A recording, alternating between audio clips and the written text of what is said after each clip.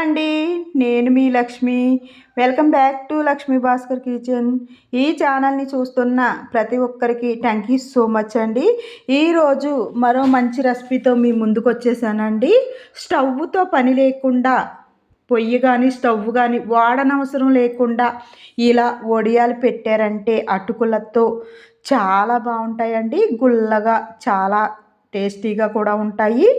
పిల్లలకు సాయంత్రం ఇంటికి రాగానే స్నాక్స్గా కూడా పెట్టడానికి చాలా బాగుంటాయండి.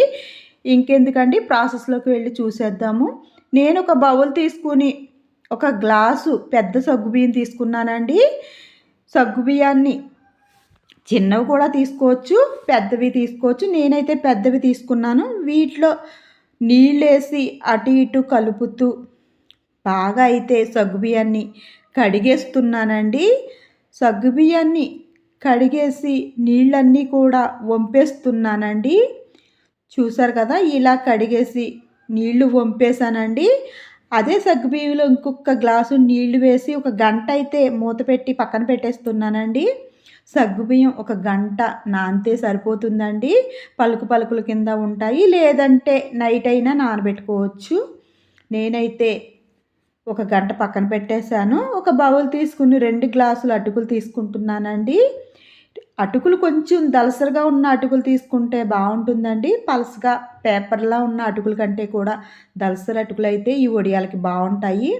అటుకుల్ని ఇలా 2-3 సార్లు కలుపుతూ చక్కగా అయితే వంపేసానండి. నీళ్ళన్నీ కూడా తెల్లగా వచ్చేంత వరకు అటుకులను అయితే కడిగేసి ఒక గ్లాసు నీళ్లు వేసి మూత పెట్టి ఒక గంట అటుకులు కూడా పక్కన పెట్టేస్తున్నానండి. సగ్గుబియ్యం అటుకులు కూడా ఒక గంట నానితే సరిపోతుంది. చూసారు కదా, గంట అయితే అయిపోయింది. నేను తీస్తున్నాను. సగ్గుబియ్యం కూడా ఇలా నానకుండా చక్కగా అయితే నానాయి. అటుకులు కూడా అంతేనండి. చక్కగా చూసారు కదా, మెత్తగా అయితే అయిపోయాయి. అటుకుల్ని ఒక మిక్సీ జార్ తీసుకున్నానండి. కొద్దిగా అటుకులు వేస్తున్నాను, అలాగే కొంచెం సగ్గుబియ్యం వేస్తున్నాను. ఓన్లీ అటుకులతో పెడితే అసలు మిక్సీ జార్తో కూడా పని ఉండదండి. మనం చేతితోటే మెత్తగా అయితే రఫ్ చేసుకుంటూ కలిపేసుకోవచ్చు. సగ్గుబియ్యం వేసాం కాబట్టి నేను మిక్సీలో ఇలా పిండిని ఇలా మెత్తగా అయితే పట్టేశానండి. సగ్గుబియ్యం పలుకు పలుకుల కింద ఉంటాయండి. అటుకులు ఇలా మెత్తగా అయితే నానిపోతాయి. మయంగా సగ్గుబియ్యం పలుకులు తగులుతూ బాగుంటుందండి. నైట్ నానబెట్టుకుంటే సగ్గుబియ్యం కూడా మొత్తానికి నలిగిపోతాయి. ఇలా మొత్తం నేను అటుకుల పిండి అంతా కూడా 2-3 వాయిలుగా చక్కగా అయితే ఇలా మిక్సీ పట్టేసి ఒక బౌల్లోకి అయితే తీసేసుకున్నాను. చిన్న మిక్సీ జార్ గిన్నె ఒకటి తీసుకుని ఒక 6 పచ్చిమిర్చి తీసుకుని ఇలా ముక్కల కింద చేసి వేస్తున్నానండి. 6 పచ్చిమిర్చి అయితే సరిపోతాయి. 3 ఇంచులు అల్లం వేసాను. ఒక గుప్పుడు జీలకర్ర కూడా వేస్తున్నానండి. ఉప్పు అయితే ముందు మనం పిండిలో వేయలేదు కాబట్టి మిక్సీ జార్లో ఇలా వేసి నేనైతే రుచికి సరిపడగా ఉప్పు కూడా వేసి మిక్సీ పట్టేశానండి. ఇలా కచ్చా పచ్చా మెదుపుకుంటే సరిపోతుందండి.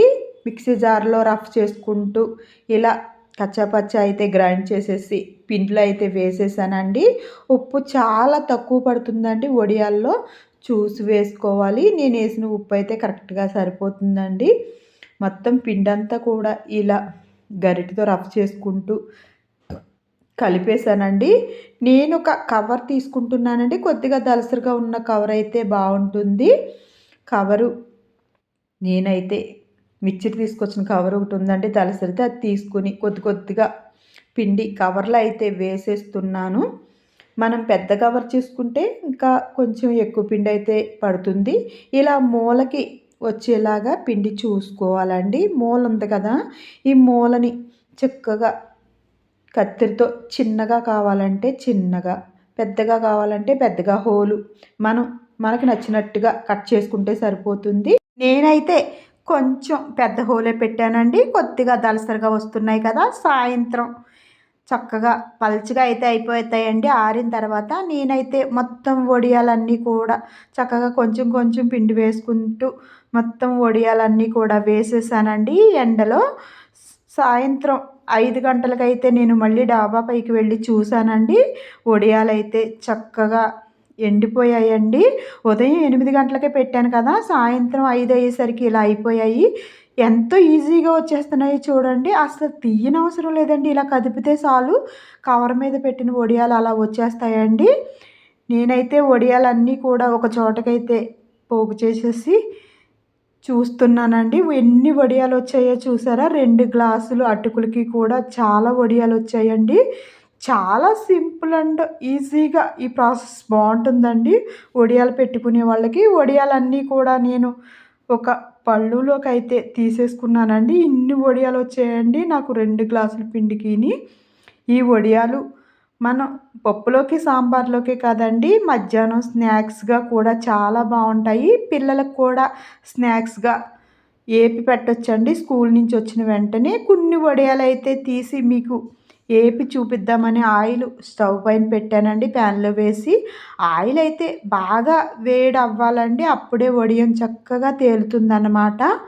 ఆయిల్ అయితే బాగా హీట్ ఎక్కిన తర్వాత నేనైతే వడియాలు వేస్తున్నానండి. చూడండి ఎంత చక్కగా పొంగిందో. అటుకులతో చేసిన వడియాలు ఎంతో చక్కగా పొంగుతాయోనండి. టేస్ట్ కూడా బావుంటాయి. చూసారు కదా, నేనైతే కొన్ని కొన్ని వడియాలు వేసుకుంటూ వడియాలన్నీ కూడా చక్కగా ఏపేసానండి. వడియాలు ఇలా ఈజీగా సింపుల్ ప్రాసెస్‌గా కూడా పెట్టేసుకోవచ్చని చూస్తేనే తెలుస్తుందండి. పెట్టాక అసలు ఈ వడియాలు పెట్టడానికి అస్సలు టైం పట్టదండి. చాలా తొందరగా అయిపోతాయండి. ఎందుకంటే స్టవ్‌తో పని ఉండదు మనకి. పొయ్యితో గానీ, స్టవ్‌తో గానీ పని లేదంటే చాలా సింపుల్‌గా ఉంటుంది కదండీ! ఒక్కసారి అటుకులతో వడియాలు పెట్టండి. ఈ వీడియో మీకు నచ్చితే లైక్ చేయండి. నా ఛానల్‌ని సబ్స్క్రైబ్ చేయండబ్బా!